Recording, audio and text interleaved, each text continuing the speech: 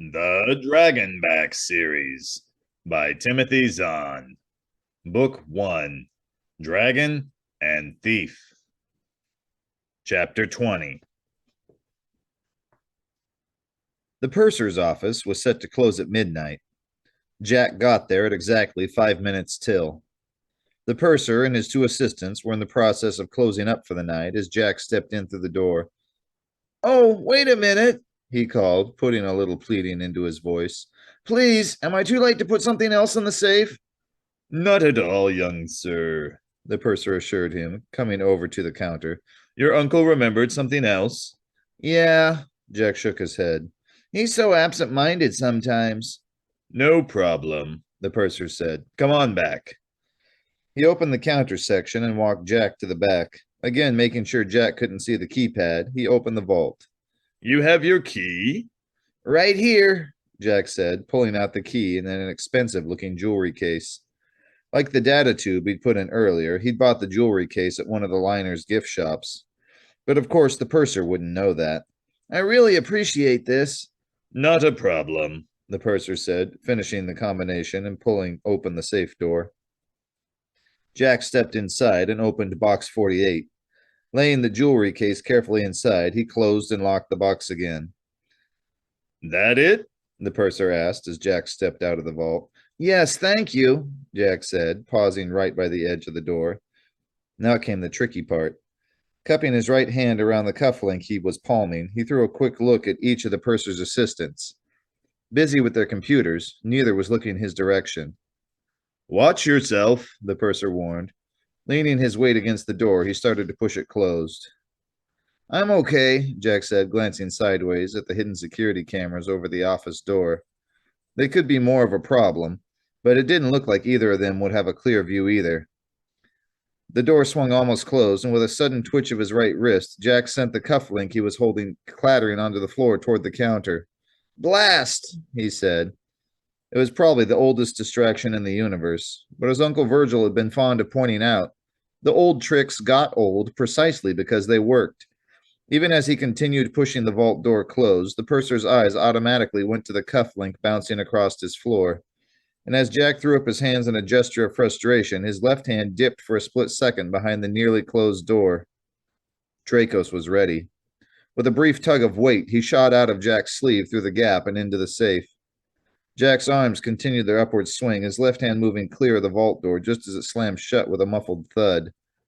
"Darn it all, anyway," Jack growled, chasing after the cufflink. "I am forever losing that thing." "Let me see it," the purser offered as Jack caught up with the cufflink and picked it up. "Maybe it can be fixed." "I don't know how anyone could," Jack said, handing it over. He didn't know if the man was suspicious or just trying to be helpful, but it didn't matter. Uncle Virgil had long ago taught him to watch the details, and he'd made sure to carefully break the cufflink. "See how this connector piece flops around?" "Yes, I see," the purser agreed, twisting it back and forth. "We do have a licensed jeweler aboard, and Gantor Gems down on deck 17. She may be able to fix it for you." "That's a good idea," Jack said as the man handed back the cufflink. "Maybe I'll go see her tomorrow. Thanks." "You're welcome," the purser said, ushering him through the counter opening and out the door. "Have a good night." Well, a busy night anyway, Jack told himself as he left the office and headed back down the corridor. First stop would be back to their stateroom for a change of clothing, including the thin plastic gloves he always carried in a hidden pocket of his jacket, and to pick up the rest of the props for the night's performance. He just hoped Dracos would remember the instructions he'd given him for working the emergency release lever. He also hoped the dragon wasn't claustrophobic. He had to walk past the monitor room a half dozen times before the area was clear enough for him to sneak into the service hallway without being seen. He got the electrical room door open, slipped inside, and started work on the air vent grill. He had it halfway off when there was a sudden commotion outside his door.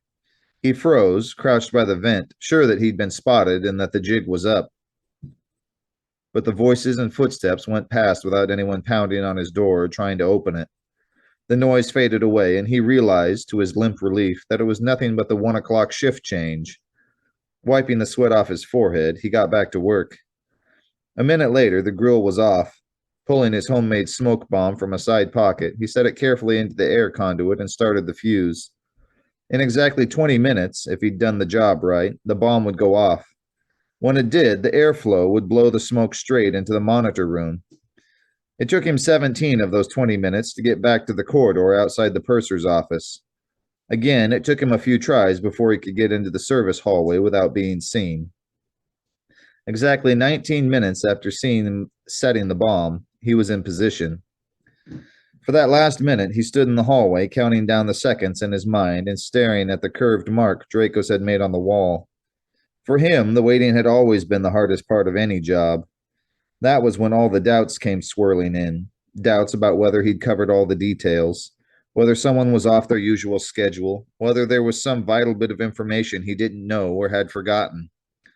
Sometimes there had been doubts of a more serious sort, questions about whether he should even be doing this sort of work. Uncle Virgil had done his best to make sure that last set of doubts didn't raise their heads very often. When they did, he'd done his best to brush them aside. That was probably why it hadn't been until after his death that Jack had been able to even start thinking about quitting the business. Yet here he was, at it again. Only this time it was a Kada warrior who was doing his best to convince him he was doing the right thing. One of these days, Jack promised himself, he would have to start thinking these things out for himself. 20 minutes. Jack listened hard, but even a loud fire alarm from the monitor room would be impossible to hear this far away. Still, if commercial fire procedures hadn't changed in the past couple of years, everyone should be scrambling out of the monitor room right now as the place filled with smoke. The firefighters would then go in, extinguishers at the ready, hunting for the source of the fire. It wouldn't take them long to find the smoke bomb. Even if they didn't, the bomb would quickly run out of smoke on its own. But for those crucial few minutes, no one should be watching the camera monitors, which meant no one would notice if a few of those cameras suddenly blanked out. Of course, commercial fire procedures could have changed in the past couple of years. If they had, he would find that out very soon. He gave the people in the monitor room another minute to clear out completely. Then, pulling out a steak knife he'd borrowed from the dining room, he set the point against the mark Dracos had made on the wall. Hoping fervently that the dragon had made it exactly over the junction box, he shoved the blade into the wall with all his strength. There was no flash of fire or crackle of electrical sparks. Nothing at all, in fact, to tell him whether or not the cameras had been knocked out of action.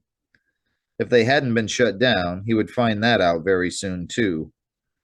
20 seconds work with his multi-tool, and he had the door to the purser's office open. Slipping inside, he closed the door behind him and turned on the lights. No one was waiting for him inside. Jumping onto and over the counter, he went straight for the vault. With the end of his multi-tool, he pounded on the door with the thud, thud, thud, thud signal they'd agreed on. For a dozen seconds, nothing happened. A dozen horrible thoughts ran through Jack's mind in that time. Had Dracos not heard him? Had he panicked in the enclosed space? Was he lying whimpering in a corner, unable to move? Had the release lever malfunctioned, trapping him inside? Had he already suffocated? There was a click from the lock, and to his relief, the door started to slowly swing outward. He grabbed the handle and pulled. The thing was heavier than he'd realized, but they got it open, and Dracos bounded out. "The exit mechanism is indeed as you said," he commented. The dragon was as calm as if he'd just been for a walk in the park, instead of being locked in a large metal coffin for over an hour. "A useful yet puzzling design." "It's a safety feature in case someone gets accidentally locked inside," Jack said, brushing past him into the vault. Setting himself in front of box 125, he set hurriedly to work. "Like Uncle Virgil once told me, all the best tricks are already done before the magician snaps his fingers." "You seem hurried," Dracos said. "Is there trouble?" "There's always trouble," Jack told him. "In this case, even if I knocked out the cameras, there's probably a signal that goes off when the vault door is opened." "Why did you not disarm it?" "I couldn't," Jack told him. "It would be a separate self-contained system, but if I'm fast enough..." "Ah!" The box popped open. "Get ready to help me close the vault door," Jack told Dracos, pulling out the cylinder and replacing it with the one from his inner coat pocket. Putting the real cylinder into his pocket, he closed the box and locked it. "Okay, let's go." he said, stepping out of the vault. Together, they shoved the door closed. Half a minute later, they were outside the purser's office, Draco's riding Jack's back, heading down the corridor toward a lounge where they'd done their planning that afternoon. Should you not have locked the outer door? Dracos asked from his headrest on Jack's right shoulder. No point, Jack told him as he stripped off his plastic gloves and tucked them away in a side pocket. Was that the sound of running footsteps he could hear coming down the corridor behind him? No, it was just his imagination.